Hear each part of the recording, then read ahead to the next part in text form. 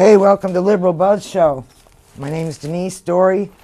I have a Twitter account. You can follow me there, or you can try to call in, but there's probably going to be someone calling in as well on the same line, so you're best off tweeting me. So I'd like to share with you a few tweets before my guest calls in, Shona. Okay, what we've got here is your medical marijuana card came today. It's called the Constitution because we are entitled to quality medicine, and the Constitution guarantees that. So that's what you're saying. Now we're going to be covering this Insider's Guide to California's Greedy Proposed Medical Marijuana Regulations. So, and we're going to be talking about the local cannabis department proposed, and with 7 people appointed by the mayor. Yeah, what could possibly go wrong, huh? And so, they're, of course, now next, because there's too many regulations and too much jail time, really, So, the jail time is a deal breaker if you want legalization. It's just more jail time. It was just a trick, so we have to replace this. I went to the Democratic County Central Committee and asked them to please, and because they voted 11-10, which they barely, Prop 64 barely made the endorsement for San Francisco DCCC. And they had 4 days to read it. So now, let's fast forward to now. Since it passed, we have to go to Sacramento to try to fix it, or do something. I don't know. Shona's going to call and tell us what we're going to do about it. And so in the meantime, this cannabis department proposed for San Francisco, it's really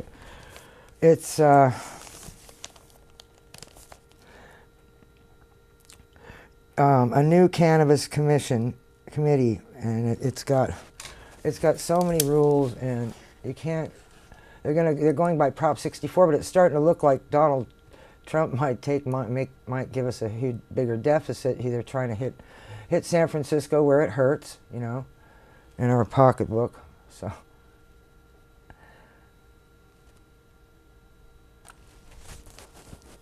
but then you've got this Supervisor Sheehy. He's been doing.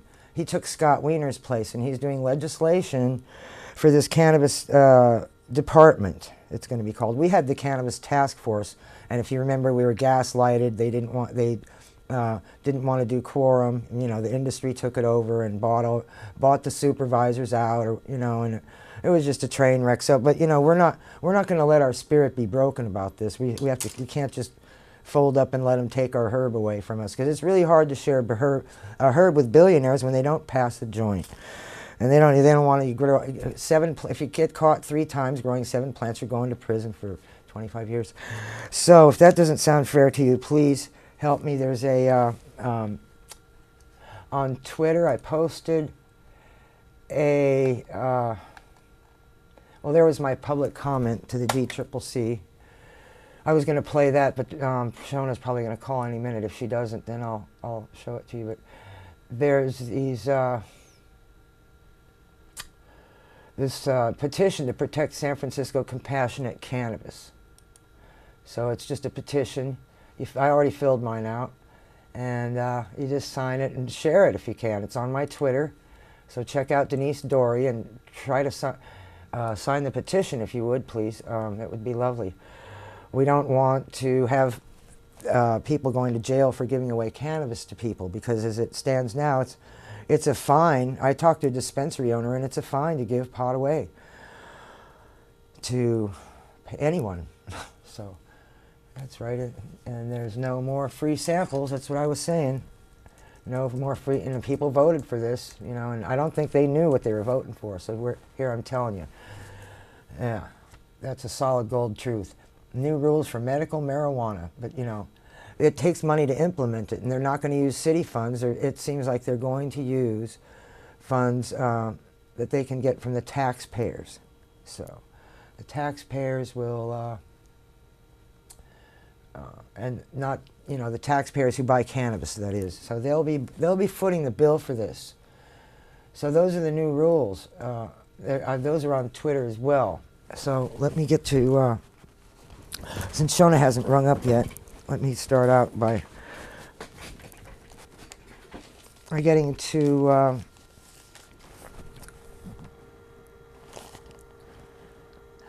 this is out of leaf fly now. These are the new rules that we're going to be suffering with. Oh, you know what I'm saying? So these are going to be, anyway, they're going to be no more late night runs to the dispensary. Right now they're open, some of them are open 24/7, but once these useless regulations kick in, the maximum legal hours will be 6 to 9 p.m., 6 a.m. to 9 p.m. I mean, you can still buy liquor, but you can't buy cannabis. What kind of freak show is this? Really, people. We have to replace this. That's why I went in front of the DCCC and said, please, let's replace this by 2016. You guys only took 4 days to read it. They're my public comments on Twitter. I took a minute. I said, you know, I hope the Democratic Party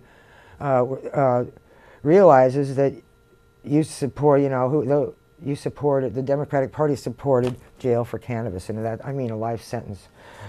So, and that's in the penal code. It doesn't say it in Prop 64. You have to look it up in the penal code. So that's bad. And then, so we'll go back to this. My marijuana card came.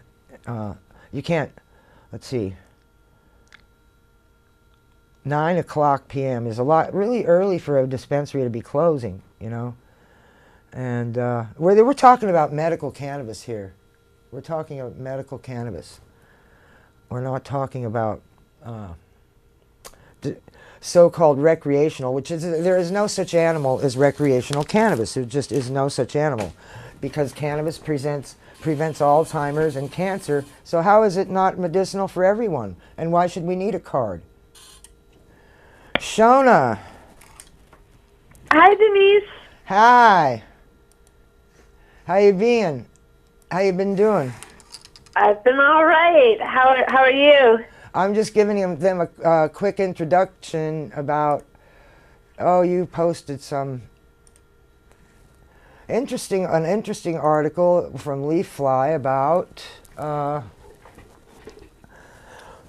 you know, new rules for dispensaries. No more late night runs to the dispensary. And number 2, thou shalt not purchase more than 8 ounces a day. Can you hear me all right?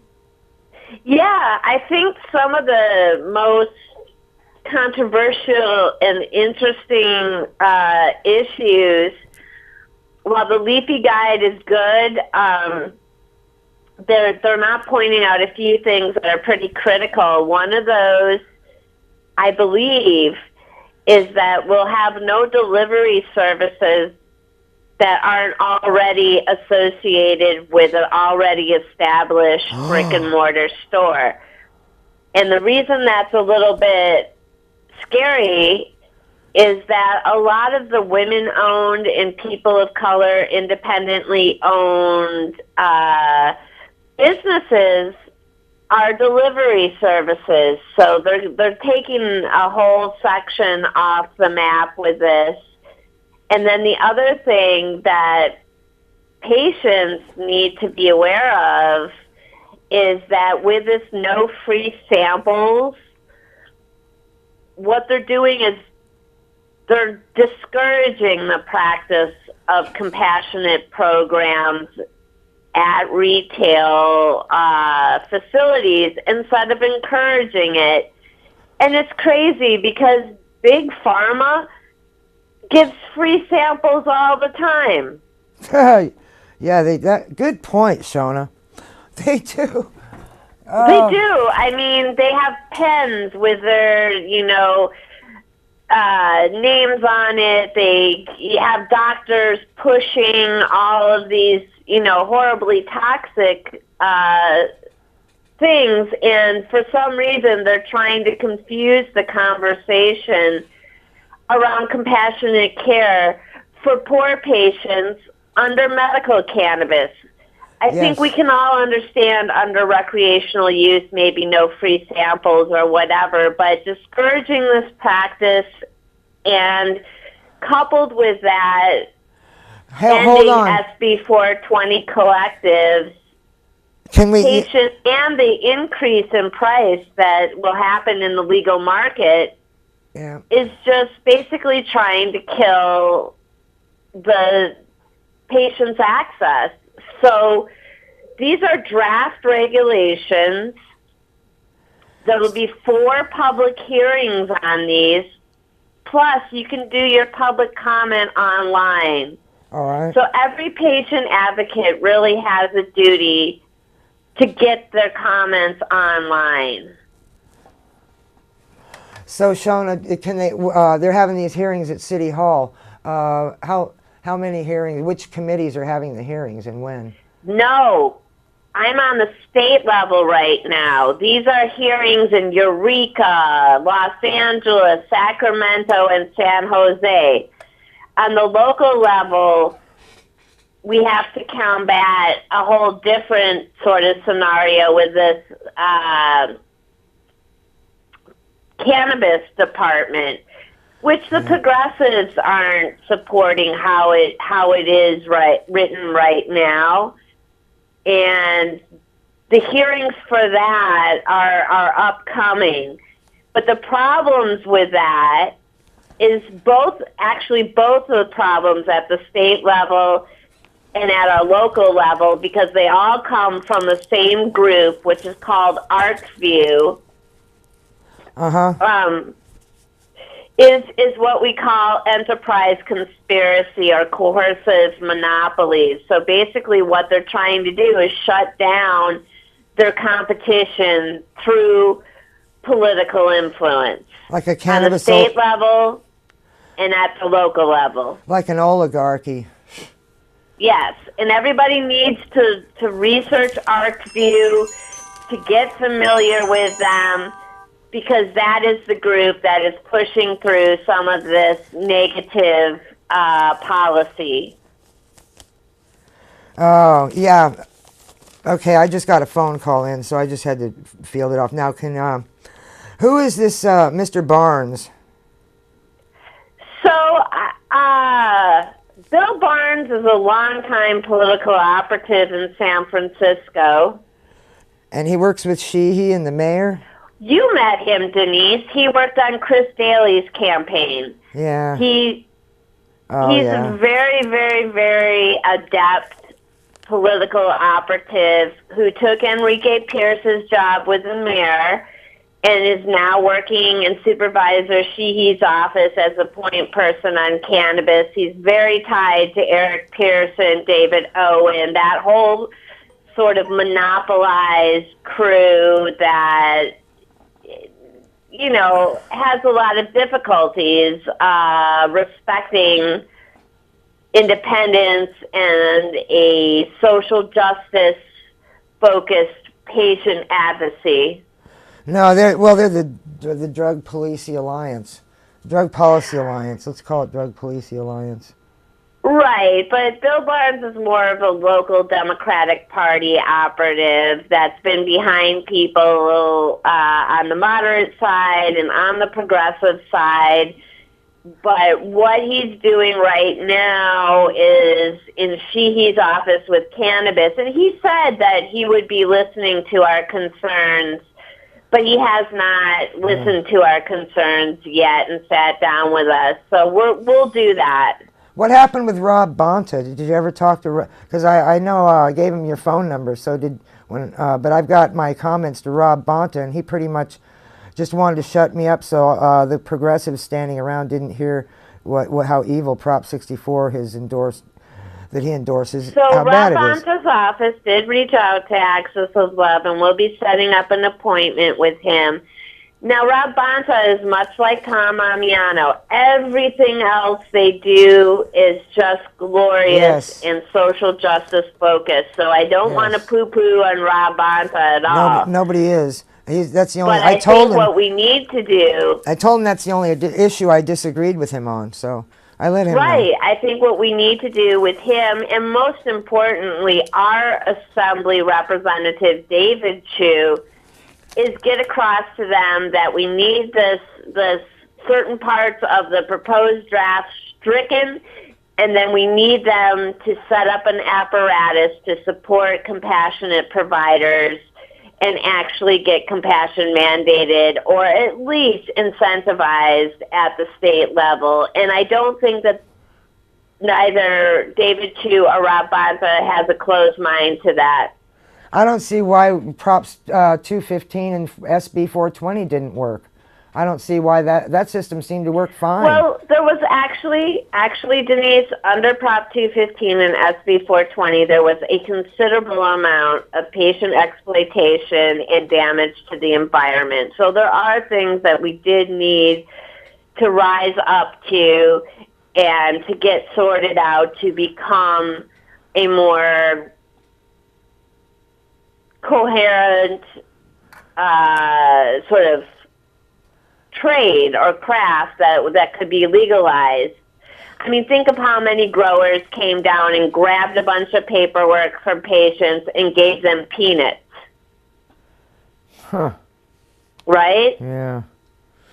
So Yeah. while we and other passion coordinators really, there's the law and the letter of the law for access to love and providing services and care and a political voice, a lot of people were just grabbing scripts. Yeah, I had mine grabbed, and you don't get anything for it. But you know, we could just police that situation. It wouldn't take much, and we don't need seed to sale tags and all that stuff. Just, you know, grow 24 plants like we've been doing, or however many we're allowed to grow.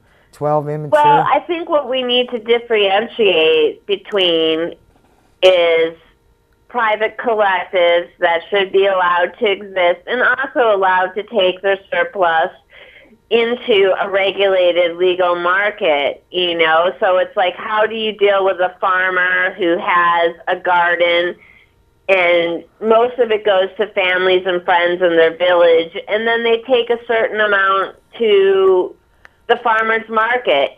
They need to be able to make that legal and make those permits viable. And the truth is, the more people and the more ways that you can become legal, the more money the state makes. And that's what the monopolizers don't want let out of the bag, is that their plan does not make the state the most money and create the most safety, and especially create the most environmental safety and public safety. Bringing everyone into compliance currently is what's going to actually make the big change. There's no wealth. What about the wealth distribution? You know, how much is it to get a permit? You know, the people in Eureka, aren't they having a meet? Didn't you say that you had some news about the meeting in Eureka or statewide? The what? About the 4 meetings coming up, the meetings that. Yeah. So if you go on to the BMRM website, you can do your public comment, which is really important, and Access to Love will put up some talking points. But it's really important that you speak from your heart and write an email to the director, Lori Ajax. And then there's 4 meetings, one in Eureka, one in San Jose, one in Sacramento, and one in Los Angeles. And members of the Access of Love patient advocacy team will be attending all of those meetings. Ah, good. Well, I know I'm going to be there. I'll be taking videos. Yep. They'll have to hog tie me to get me out of there. Ah. So we have about a minute left, and I wanted to just say that you posted some things on Facebook. If you're not friends with Shona or myself on Facebook, check us out, because there's more information than we can cover in 20 minutes. But she's got very interesting. In fact, I'll show it to you now. You can't see it, but I can. And I'll go to my stuff. So yeah, so just check this out. Omar Figueroa. He has a lot of good things. Omar Figueroa is a really good attorney. So, well, he's our pro bono attorney for our organization. Yeah. Oh, that's great. It's good to have an attorney. They're pushing to greatly restrict the types of foods with cannabis and would ban the infusion of marijuana with alcohol, caffeine, nicotine, dairy, and juice. It would ban perishable or canned. I know, no cannabis wine. Oh, What? it's just absolutely ridiculous. Why? Yeah, I don't like any of this. It's just, we need to get, so we got it, I hope we can support MCLR in 2018. Do you have a finishing comment?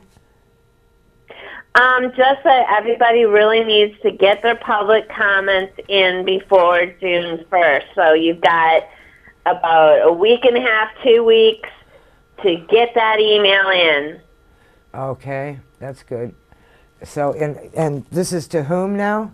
Can you tell them, say it really I can slow. send the information to you, Denise, and you can repost it. But it's the Bureau Yeah, of that's all right. We don't have time. at the state level, We don't which have- is BMRM Okay. or whatever. We don't have time, but thank you very much for calling in, Okay. Shona. And everybody watch my Twitter feed. Okay, and watch my Twitter feed because it'll have the address.